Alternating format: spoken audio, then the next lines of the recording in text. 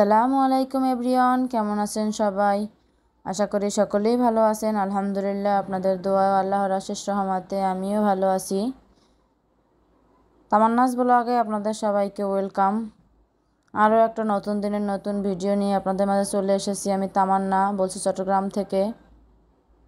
রান্নাঘর থেকে আজকের ভিডিওটি শুরু করেছি। এই যে ফেরি লাইট দিয়ে আমি রান্নাঘরটাকে খুব সুন্দর করে একটু ডেকোরেশন করে নিয়েছি। আমার কাছে তো বেশ ভালো লাগছে। আপনাদের কাছে কেমন লাগছে জানাবেন একটা কমেন্ট করে। রমজান তো অলরেডি চলে এসেছে, কিন্তু আমার এখনও রমজানের প্রিপারেশন নেওয়া শেষ হয়নি এক প্রকার বলতে গেলে। আজও টুকটাক কিছু গাছের ভিডিও নিয়ে আপনাদের মাঝে চলে এসেছি। গতকালকের ভিডিও ছিল এটা, গতকাল বলতে রোজার ঠিক আগের দিনের ভিডিও। এই যে এখানে দুপুরের জন্য রান্না করে নিচ্ছিলাম, আর ওই ভিডিও ক্লিপটা আগের দিন সন্ধ্যাবেলা করা ছিল। ওই লাইটটা দিয়ে আমি ডেকোরেশন করে নিয়েছিলাম। এই যে দুপুরে আজকে এখানে সিম দিয়ে লাউ শাক ভাজি করব, সেজন্য মশলাটা কষিয়ে নিচ্ছিলাম। আর এই যে সিম, লাউ শাক, আলু এগুলো দিয়ে দিয়েছি। সিম দিয়ে লাউ শাকটা ভাজি করে নেব। সিম দিয়ে লাউ শাক ভাজি করলে আসলে খুবই ভালো লাগে, কিন্তু এবার শীতে এই প্রথমবার খাচ্ছি সিম দিয়ে লাউ শাক ভাজি। এর আগে এভাবে খাওয়ার সুযোগ হয়নি, কিন্তু আমার কাছে খুবই ভালো লাগে সিম দিয়ে লাউ শাক ভাজি করলে।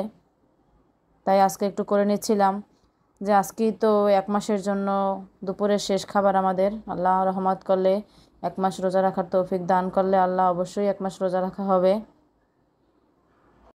কথা বলতে বলতে এখানে লাউ শাকটা ভাজি করে নিচ্ছিলাম আমি। আর বেশ কয়েকদিন ধরে একটা কথা বলা হচ্ছে না। যদি কেউ আমার ভিডিওটি ক্লিক করে থাকেন, আপনাদের অসংখ্য অসংখ্য ধন্যবাদ। জানি না এ পর্যন্ত আমার ভিডিওর সাথে কেউ আছে কি না। যদি কেউ থেকে থাকেন, প্লিজ একটা লাইক দিয়ে আমার ভিডিওটি কন্টিনিউ করবেন। জানি আমার আপু ভাইয়ারা লাইক দিতে ভুলেন না, তাও যদি ভুলে যান তবে মনে করিয়ে দিলাম আর কি। একটা লাইক দিয়ে আমার ভিডিওটির সাথেই থাকবেন। ভিডিওর কোথাও কোনো অংশ ভালো লাগলে একটা কমেন্ট করে জানাতে পারেন।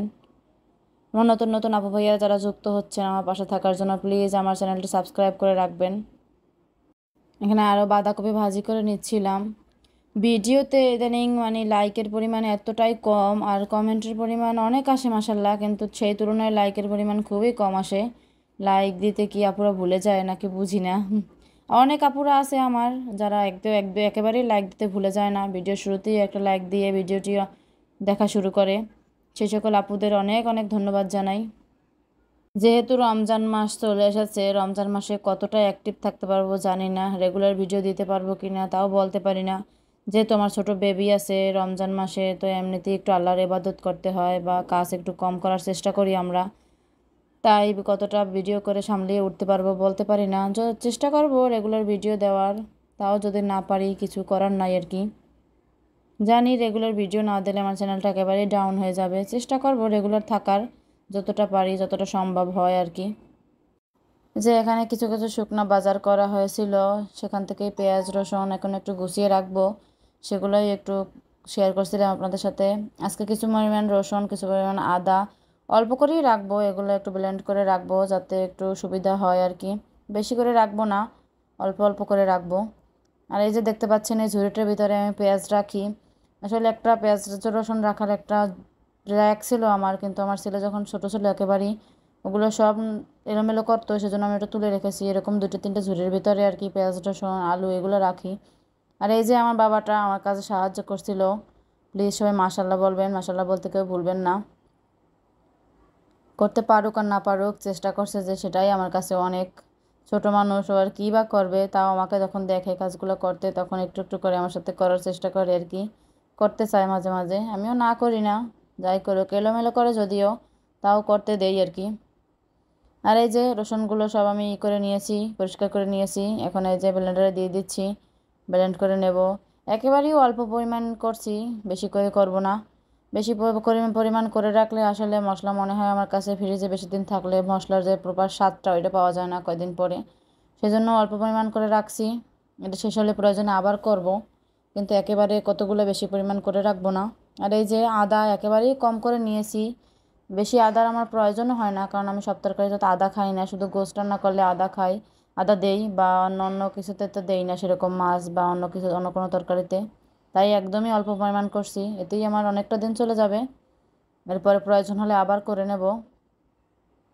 এখন এই যে বক্সের ভিতরে ভরে নিচ্ছি, ভরে তারপর ফ্রিজে রেখে দেব। এই কাজগুলো সন্ধ্যার দিকে করছিলাম। এরপরে তো যেহেতু কাল প্রথম রমজান, তারাবির নামাজ আছে, সেটাও পড়তে হবে। আগে আগে কাজগুলো গুছিয়ে নিচ্ছিলাম, তাই আমার ছেলেকে ঘুম পাড়ানোর চেষ্টা করছিলাম, কিন্তু আসলে ঘুমায়নি। পরে ওকে নিয়েই নামাজটা পড়ার চেষ্টা করছি আর কি। আমার বাবাটা দেখতে পাবেন মাসাল্লাহ আমার সাথে নামাজ পড়ছে। নামাজ পড়তে না পারুক, যে মায়ের সাথে চেষ্টা করছে সেটাই অনেক। এই যে আমি নামাজে দাঁড়ানোর জন্য প্রস্তুতি নিচ্ছিলাম, আর সে অলরেডি দাঁড়িয়ে গেছে। ফাঁকে আমি একটু ভিডিও করে নিচ্ছিলাম আর কি, স্মৃতি হিসাবে রাখার জন্য। সবাই মাসাল্লাহ বলতে কিন্তু ভুলবেন না আমার বাবাটার জন্য। সবাই দোয়া করবেন, আল্লাহ যেন তাকে মানুষের মতো মানুষ বানায়। আজকে এখান থেকেই বিদায় নিচ্ছি, দেখা হবে পরবর্তী কোনো ভিডিওতে।